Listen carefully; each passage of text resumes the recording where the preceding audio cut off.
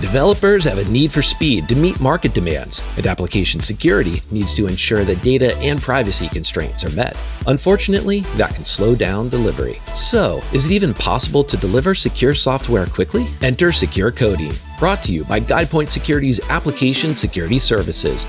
Secure coding is more than a process, it's a cultural shift. One that will make it possible for both developers and AppSec to build in security while applications are being developed. Visit our AppSec resource hub to learn more at securityweekly.com/guidepoint.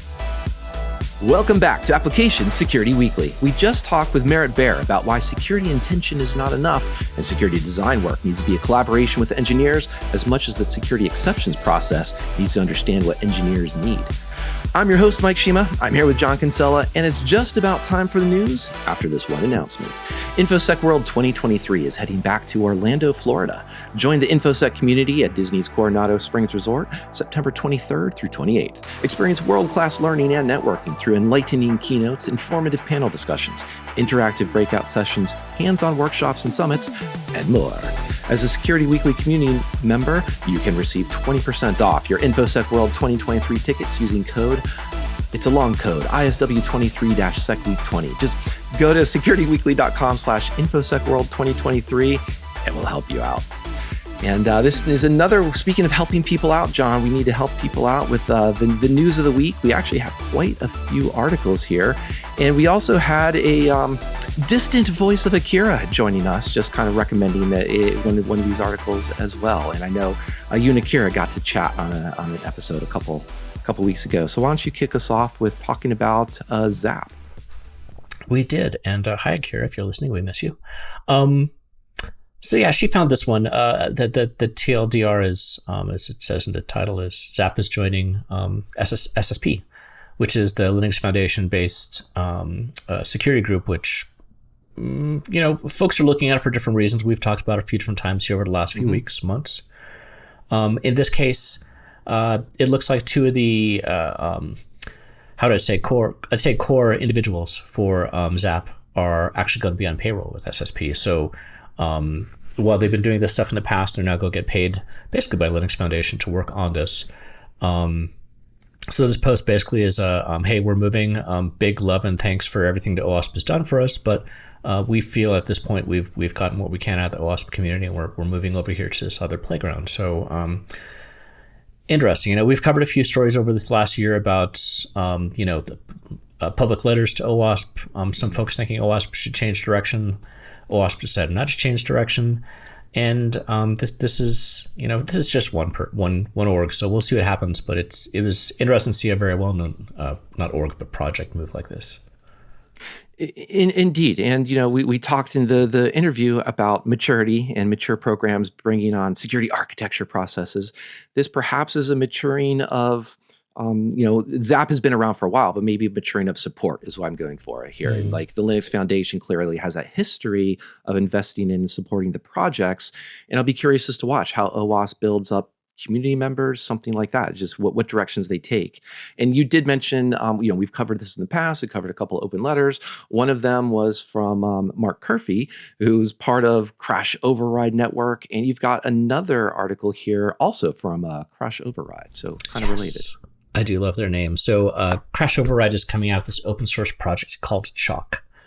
And at first the name doesn't really make sense. And then as you sort of hear the story or read this post, it's like, oh, that's cute.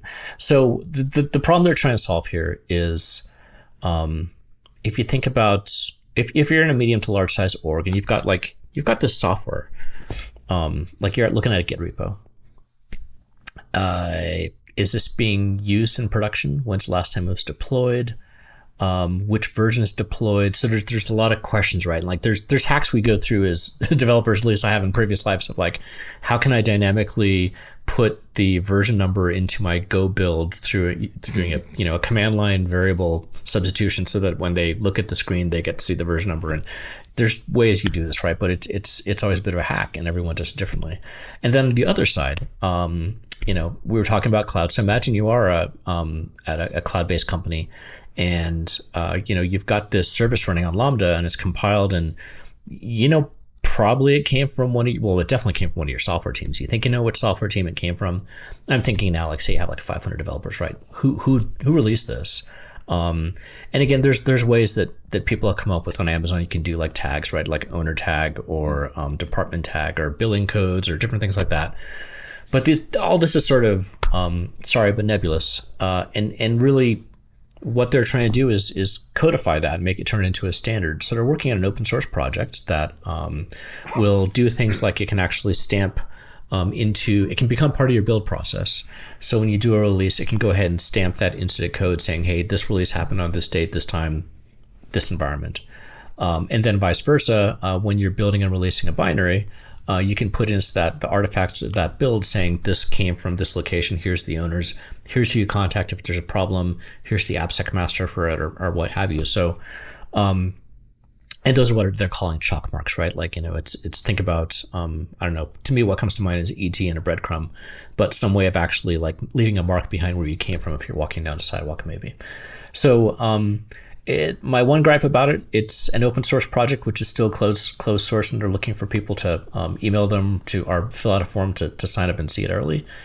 I'd much rather seen these things actually developed in open source from the beginning, but I get it. They've got bigger plans. So, curious to see where those bigger plans go. You mentioned ET, and now I'm hungry for some Reese's Pieces, so I can't really add to that other than perhaps I always mention asset inventory because it's one of the easy phrases to say that it's like, everybody gets it wrong, or nobody has a good asset inventory. Easy to say, hard to do. This is interesting because it addresses the reason for an asset inventory without creating that inventory, in the sense of, I found this binary, this blob. Where did it come from? Who owns it? And that part is actually really compelling to me. So yes, hopefully we don't have the next year's DEF CON Black Hat talk that is talking about, wiping chalk off the streets, or, playing with that pun, or the chalk outline of the corpse after they've busted someone. But now I've totally destroyed. I'm taking this metaphor too far. So let's talk about something else on the development side of things, John. Last week I had thrown in an article about Clang and the future of Clang-based tooling. This was a blog from Trail of Blitz, Bits, as they blitz through security tools and vulnerabilities, as their excellent research does.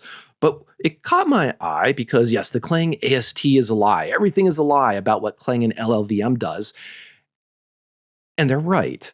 I didn't realize that I love Clang. I've mentioned in the past before about an LLVM for their static analyzers, all their analyzers to help find bugs and many security-related bugs.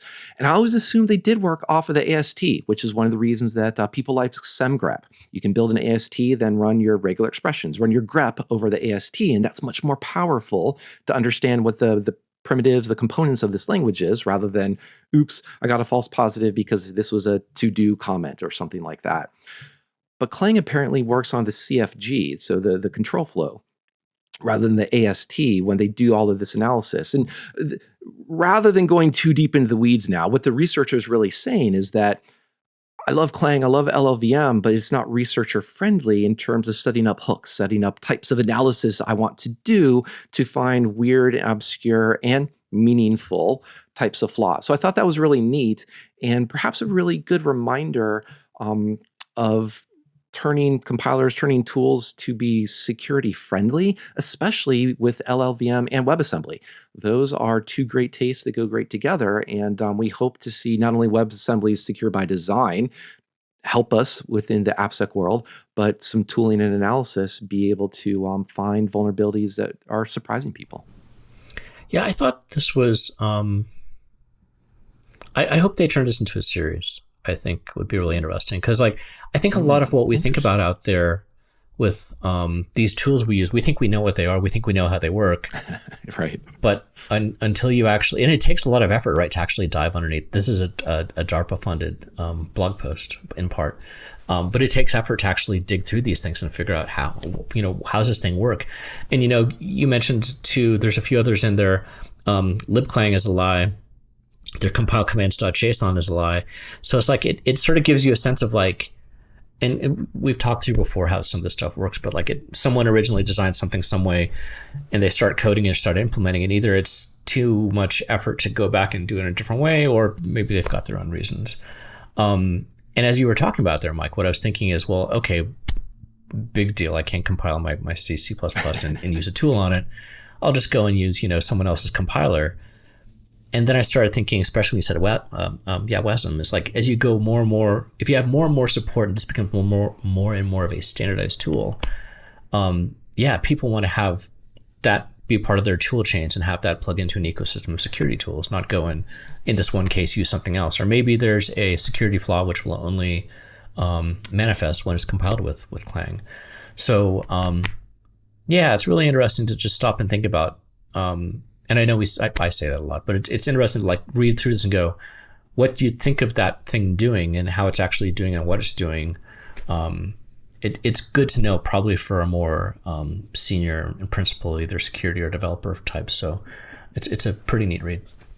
It's a neat read. And I'll riff on that. We were talking about Zap. The other big proxy is Burp. And we covered an article from Swiggar who was talking about, how I research.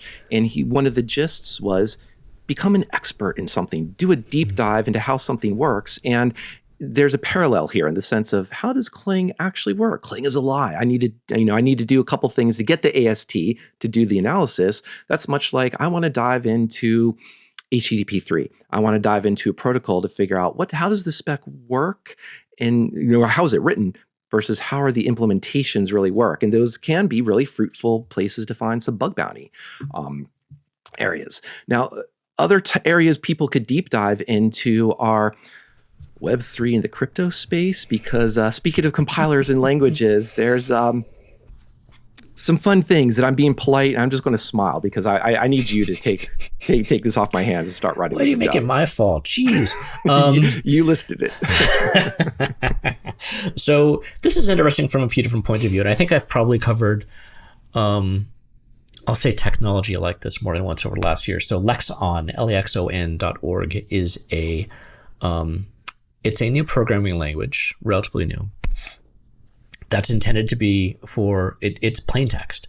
So it's designed to be, and we've heard about you can make your code human readable or you can make Perl human readable. Sorry for triggering people. But, there's ways you can take our standard common 3-4 GLs and make them human readable. But this language from the beginning is with that in its heart, in its design. So they've got a few examples like, how do you do escrow? And just sort of read it off really quickly to give people an example. They'll have payer, in quotes, is a person, period. Next line, payee, in quotes, is a person, next line. Arbiter is a person.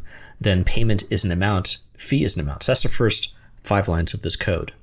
And then the payer pays a payment into escrow, appoints the payee, appoints the arbiter, and also fixes the fee. So this whole thing is really just English, right? So I don't know if they're going to support other languages.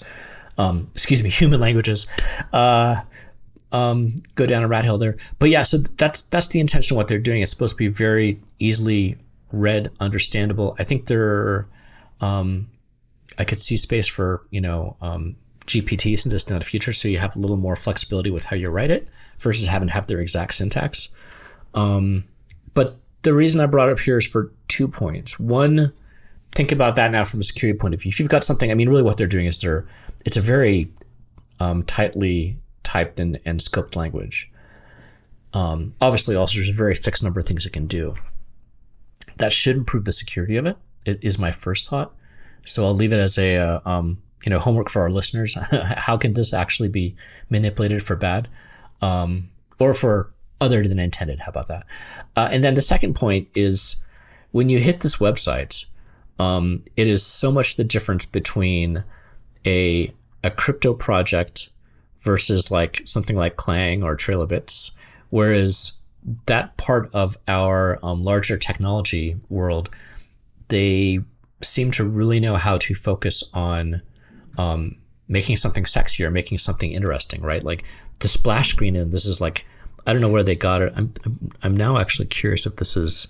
I think it's from. It must be I thought it was iRobot, but I think it's something different. Oh, I was figuring. Well, I was looking for if it's getting funding from like a startup or something. But like, this is a very flashy design site, and the reason I bring this up is not just from a security point of view, but to all our nerds in general. If you want to get, and we talk about this a lot too. We talked last week about conferences and how you do a talk and how you do all that. But like, the splashiness of something, it takes a lot of work or resources. But like, it makes a big difference in so many ways. And I mean, that in a way is sort of what this programming language is about, right? Is can we make it simple enough for someone to write a contract without going and learning Clang or the Clang lies or, all those other things. So that sort of wraps the whole thing together, and maybe that improves security. Now I'm reaching.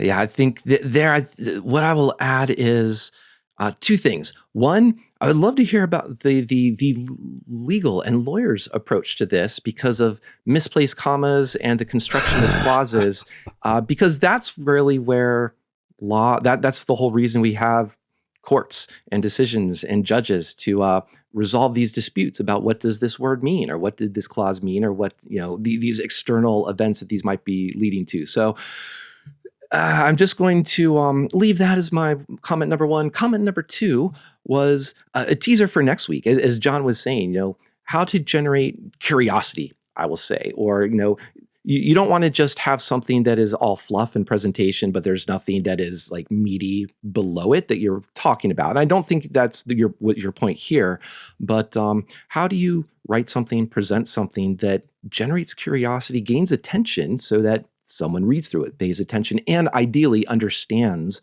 what you're trying to get across? So something that we'll continue to talk about. But I'm going to use that as a segue. That was talking about smart contracts and perhaps ML and AI and ChatGPT. And then you've got another article that is kind of the opposite end of the spectrum. Maybe AI doesn't solve everything. Maybe people can still take simple approaches and simple solutions to solve things like DOS. Yes. We have a few LLM and AI stories there, so thanks for the last. Let's try to figure out where we're going here.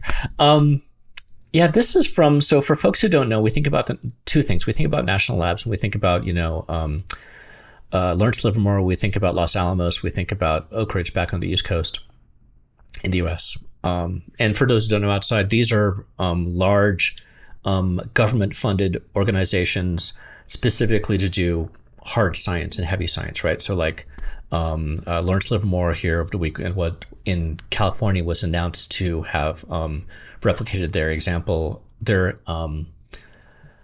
their research to create a fusion reaction that had more energy coming out of it than going in. So these are like really intense, large projects. Anyways, with that background, there's one more which we very seldom think about. Pacific Northwest National Lab is in southern end of Washington. It's where they were doing some of the earlier nuke tests and training around both. And it doesn't matter, I'm going too far sideways, sorry. But they're worth checking out for folks who don't know about them. But anyway, so new papers are coming. This is the press release on it. And what's going on here is they've got, some some security folks at the science place. And like all science places do have security people. And what they're doing here is they're like, we're getting a lot of DOS attacks, or they're getting a lot of inbound traffic of interest, let's say, to their websites. Okay. For those who haven't done DOS work, it's pretty difficult at scale to figure out what's a DOS attack. Maybe there's something new on the front page of the website, like the Lawrence Livermore story, and people are going to go see that. So how do you know what's good versus bad? There's all sorts of products out there about detecting DOSes, or you can go and pay someone like Cloudflare, Akamai, and have them deal with this. All these things cost money. So what these guys did is like, okay, can we create a better way of a higher, more accurate way of detecting DOS on our networks? And what they figured out is they don't have to do machine learning and training it to realize what's good traffic versus bad traffic. If you look in a nutshell, if you look at the entropy of these network connections, so to sort of give part of the story away, what they figured out is if it's generally just general people coming to the website, it's a relatively small number of people going to a relatively large number of different links on the site, right? So they sort of click around because they're interested. They read one, then they click through.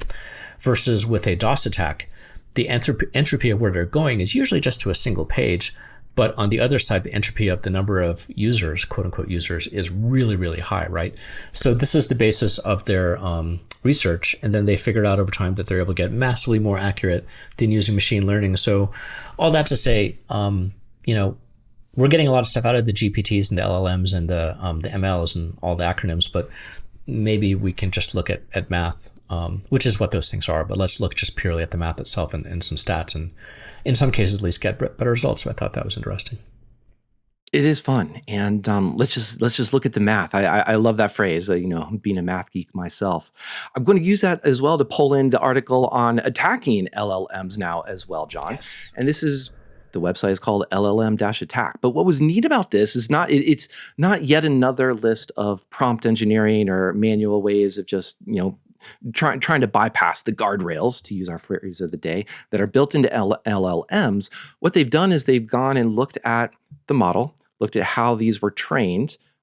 Many of them, a handful of them are open source. And they said, what would be the suffix, to use the term that they have, that would be the adversarial suffix, to just append to a prompt that would bypass a control. Now, they use some slightly silly things like build a bomb, steal from a charity, but they get their point across by saying, show me how to steal from a charity. The ChatGPT says, I can't do that, Dave. Some other denial.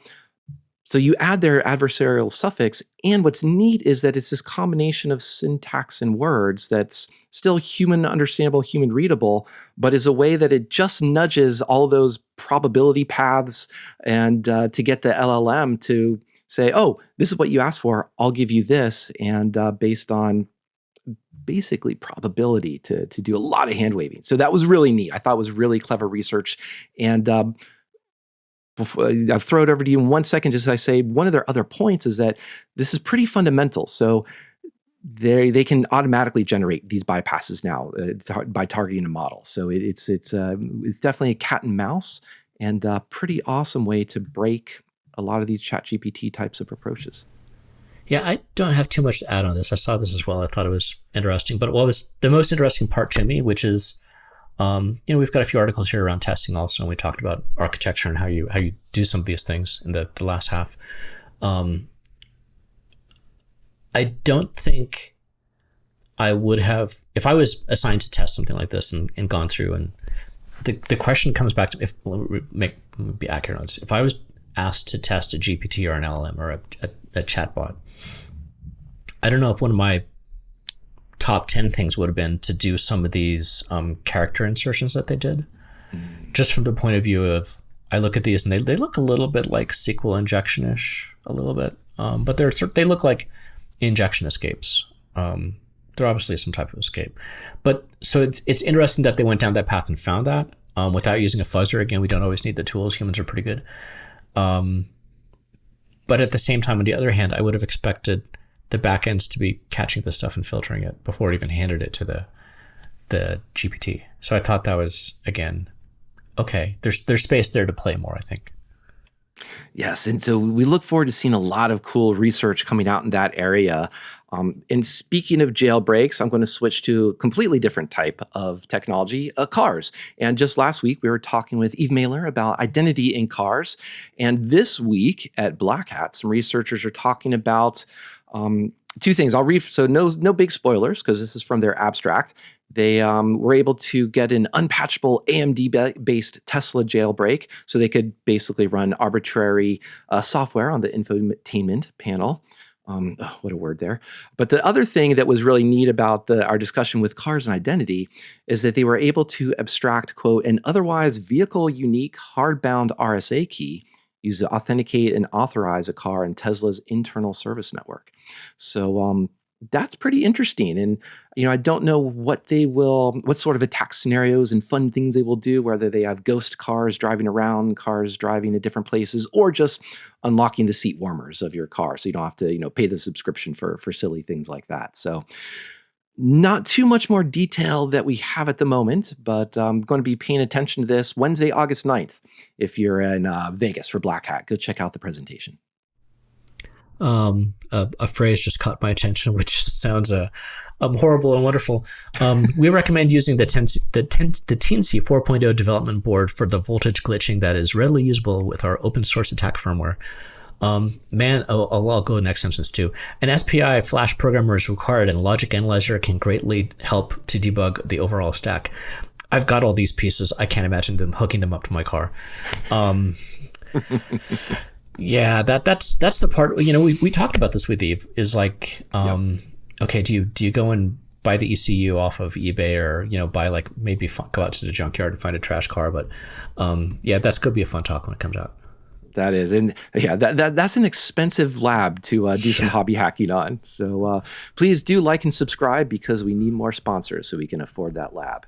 um, let's see, where do we go from here? So, low on time. A couple other things that perhaps I'll mention, but weren't too interesting. I think. Speaking of glitching and getting into firmware, hardware, there was Collide plus Power. There was another CPU based research. Uh, we've talked about this a lot, John. Not sure there's much you want to add to that. There's also a Rust Lang article that I threw in there, kind of more as just a reminder that, yeah, go move to Rust. Don't try to rewrite existing code to Rust because that's fraught with failure. Just write new code in that way. And I think I've kind of exhausted what we've talked about that without repeating anything else we can do and there. for those who are playing along at home, I am still working on rewriting application security in Rust. I'll have it done pretty soon. I'll let you guys know, but we are still working on that. I'll open that up to alpha testing pretty soon. Collide and Power. The one comment on this one is it was interesting to see that it's cache based. I think some of the other ones we have been as well, but what they're doing here is they flush a cache, or they fill a cache. So when you switch back to the next process, they have to go and replace their data, and then they're able to, based off that, to do out-of-band power monitoring and seeing that, this has been put back into the cache again. So interesting. That's a very particular attack, but still sort of interesting. Let's see. Do we have time for one more? Yeah, I think we do. How about the bleeding pipe? You found this one, another RCE, but it's in a game, which when I saw it during the week, I'm like, oh, it's in a game. And it didn't catch my attention for whatever reason, but tell us a little more. Yeah, and I think part of the reason hopefully it will catch your attention is because it's an RCE. It's basically a kind of a generic, yet again, a Java deserialization attack, but it targets Minecraft, and Minecraft is pretty well known. And I was looking at this from almost a security awareness, security training sort of perspective, in the sense of Java deserialization been talked about for a long time. Perhaps it could be stale, but if you're doing a security education, security awareness, you could use an example from 20 years ago that's never been updated and that's talking about some piece of software no one recognizes. Or you can say, what if you're playing Minecraft and this happened? It's the idea of more just the pedagogical aspect of how to be relevant, how to make something that is going to resonate with your audience, as well as be topical. This is something that is code that's written today rather than 20-year-old code that has a vulnerability in it. So I was sort of throwing it in there as in the sense of nothing too particularly new about Java deserialization, but why not talk about things that are happening today? And using that for getting the attention and interest and curiosity. That'll be my word of the day with developers. Yeah, and it's funny as you mentioned that the Minecraft is it's a pretty wonderful thing from the point that it's flexible enough that people are able to do stuff like this. I'll always remember, I can't remember his name. I was at a Docker meetup in San Francisco many years ago, and someone brought in their kid who was showing how to start Docker containers from within Minecraft.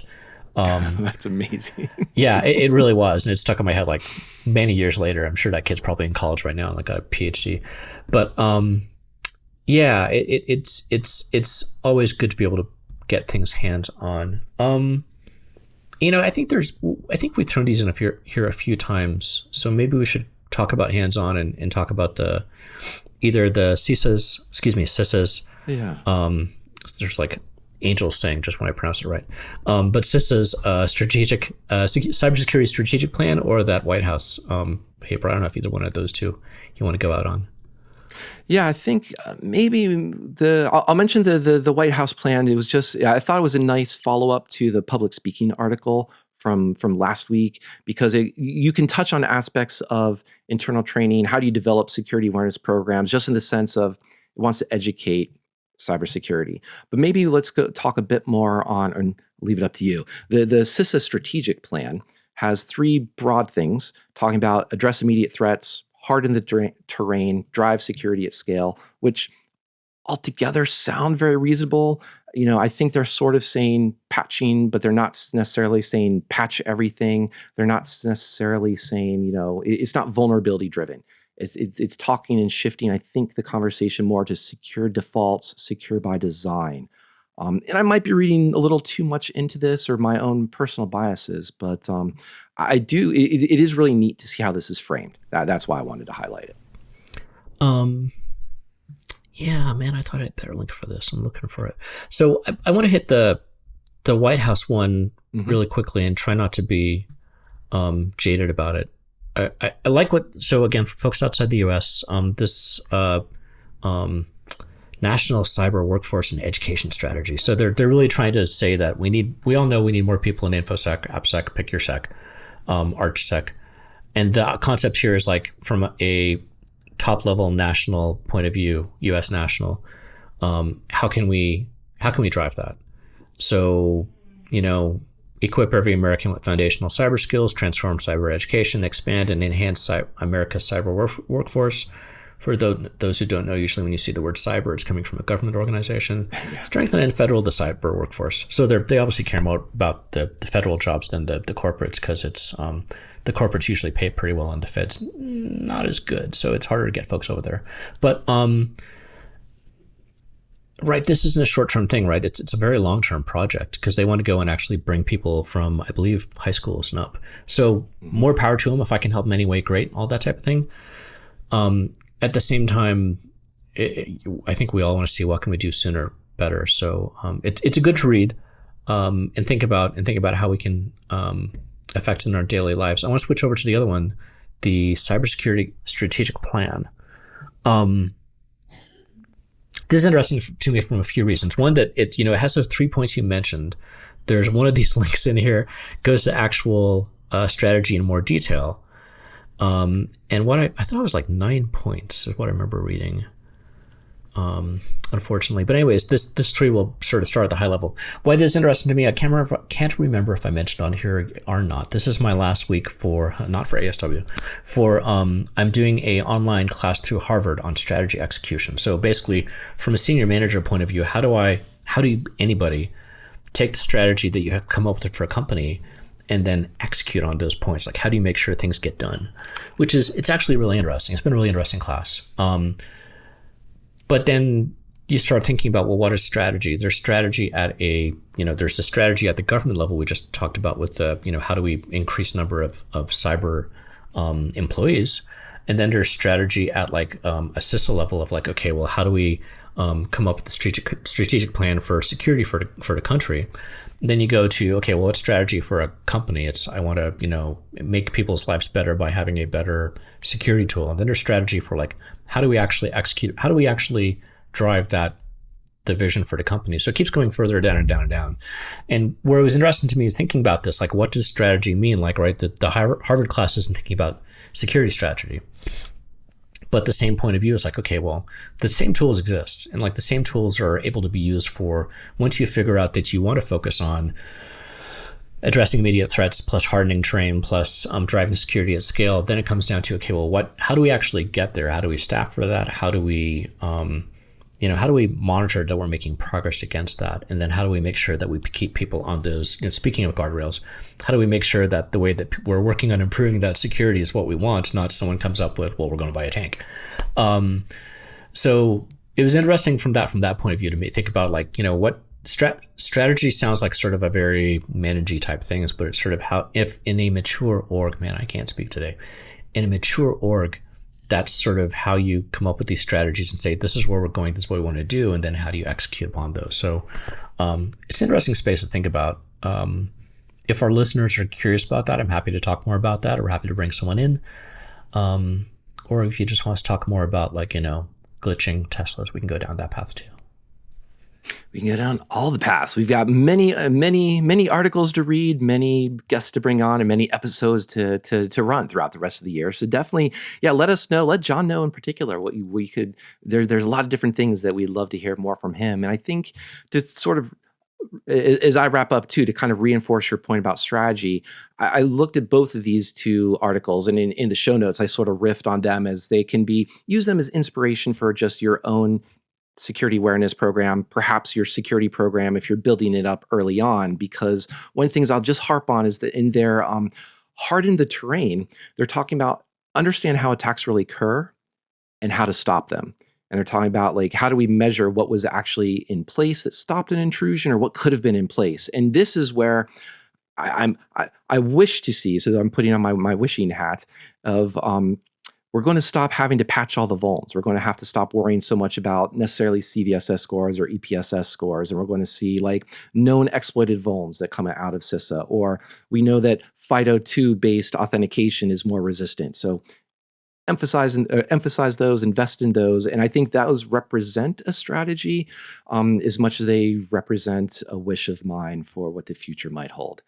But you brought this all together, John. Why don't you wrap us up with a thank you for our listeners or some final words? Thank you, Mike. Sorry.